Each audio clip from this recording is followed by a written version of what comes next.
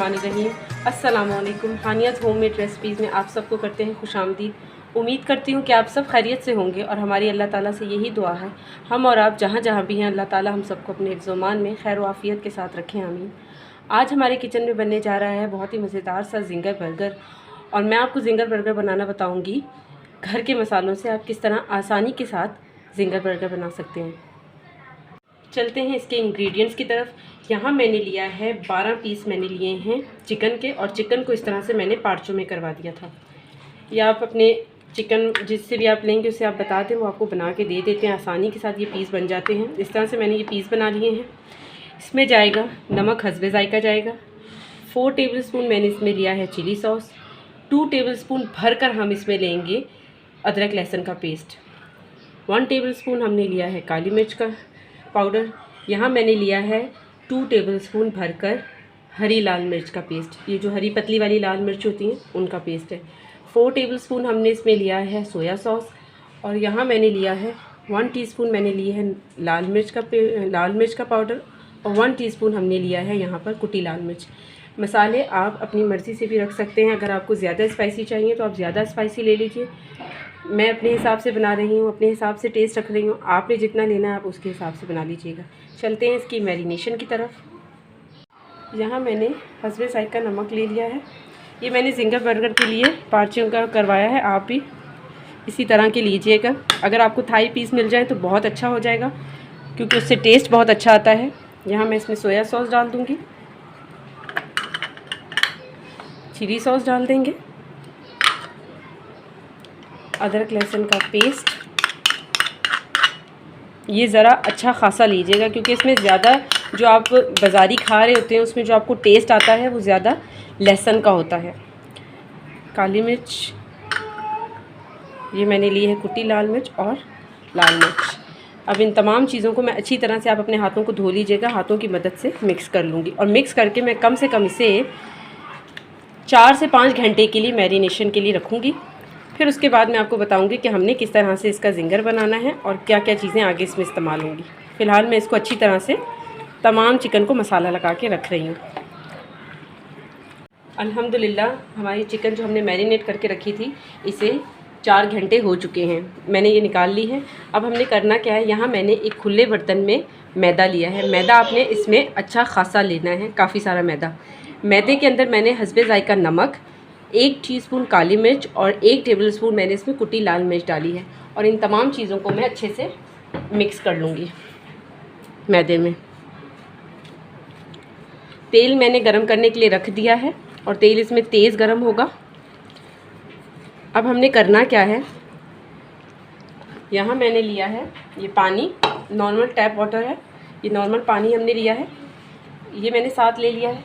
अब हमने एक इसमें अच्छी तरह से कम 8 मिनट तक आप इसको हाथ की मदद से इस तरह मैदे के अंदर मिक्स करती जाएं। अच्छे से करना है, अच्छी तरह से मैदा लग जाए इसमें। ये देखें अच्छे से मैदा लग गया। अब हमने क्या किया, जो एक्स्ट्रा मैदा है आप उसको डस्ट कर दें, निकाल दें जो एक्स्ट्रा है, पानी के अंदर डालें थोड़ी देर के लिए, बस इतना सा। अगेन इसको दोबारा मैदे में डालेंगे और अच्छी तरह से इसको अब हाथ की मदद से इस पर मिक्स करते जाएंगे ताकि इसके क्रम्स बन जाएं। कम से कम 8 मिनट तक आपको इसी तरह करना है, इसके अच्छे से क्रम्स बन जाएं। इस तरह मुट्ठी के अंदर जैसे बनाते हैं ना, इस तरह बनाते जाएं।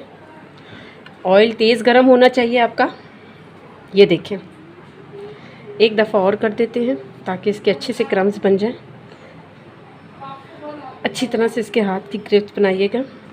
ये देखिए, ये देखें दोनों तरफ से क्रम्स बन चुके हैं अल्हम्दुलिल्लाह। और इसे तेज़ जो एक्स्ट्रा गिर रहा है उसको अच्छे से गिरा दें, और तेज़ गरम ऑयल में हम इसको अब डाल देंगे। और इसको कम से कम 7 से 10 मिनट लगते हैं इसकी फ्राइंग में, और हम इसे अब मीडियम फ्लेम पर हम इसे हल्की आंच पर फ्राई करेंगे। यहाँ मैंने तेल में अपने जो चिकन था डाल दिया था। अब इसे एकदम आपने नहीं पलटना, कम से कम 1 मिनट का टाइम देना है। एकदम अगर आप इसे पलटेंगे तो इसकी जितनी भी हमने ये कोटिंग की है सब उतर जाएगी। यहाँ अब मैं इसको 1 मिनट हो गया है, 1 से 3 मिनट तक ये अब मैंने पलट दिया है, ये देखिए इस तरह से, ताकि आपके जो क्रम्स हैं, आपकी कोटिंग है वो ना उतरे। ये देखिए अब मैं इसे कम से कम 7 से 8 मिनट 7 से 10 मिनट तक मैं इसे फ्राई करूँगी। अच्छी तरह फ्राई हो जाएगा तो फिर हम इसे निकाल लेंगे। यहाँ अल्हम्दुलिल्लाह 10 मिनट हो चुके हैं और ये देखिए हमारी चिकन जो है वो अच्छी तरह से ये देखिए हो चुकी है और इसे अब मैं निकाल रही हूँ। ये देखिए कितने अच्छे इसके ऊपर क्रम्स बने हैं, ये देखिए अच्छे से आप इसे निकाल लीजिएगा। और ये देखिए कितनी अच्छी तरह इसके ऊपर जो मैंने क्रम्स लगाए थे, जो कोटिंग की थी, कितनी अच्छे से हो गई अल्हम्दुलिल्लाह। अल्हम्दुलिल्लाह हमारे पास यहाँ पर जो मैंने ये चिकन के जिंगर के बनाए थे चिकन के, ये बन चुका है, हमारे पास फ्राई हो चुका है। अब मैंने यहाँ पर लिया है सलाद का पत्ता और ये मैंने लिया मेयोनीज़, यहाँ केचप मैंने लिया है और ये मैंने लिया है चेडर चीज़ स्पिरेट। ये क्रीमी फॉर्म में मैंने ले लिया था। आपके पास अगर चीज़ स्लाइस है तो आप चीज़ स्लाइस ले सकते हैं, वरना ये ऑप्शनल है, ज़रूरी नहीं है। मेरे पास पड़ा हुआ था तो मैंने इसे इस्तेमाल में लिया है। अब यहाँ सबसे पहले मैं इसमें ये मेयोनीज़ लगाऊंगी।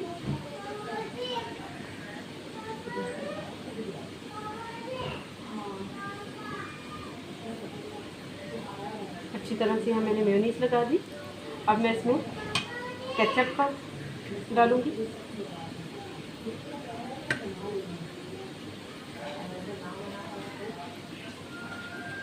अब इसमें मैं रखूँगी एक सलाद का पत्ता,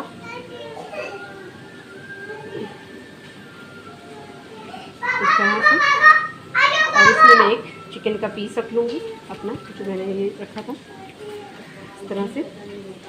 और जो इसकी ऊपर वाली लेयर है उसके अंदर मैं ये स्पिरेट लगा दूँगी, चेडर चीज़।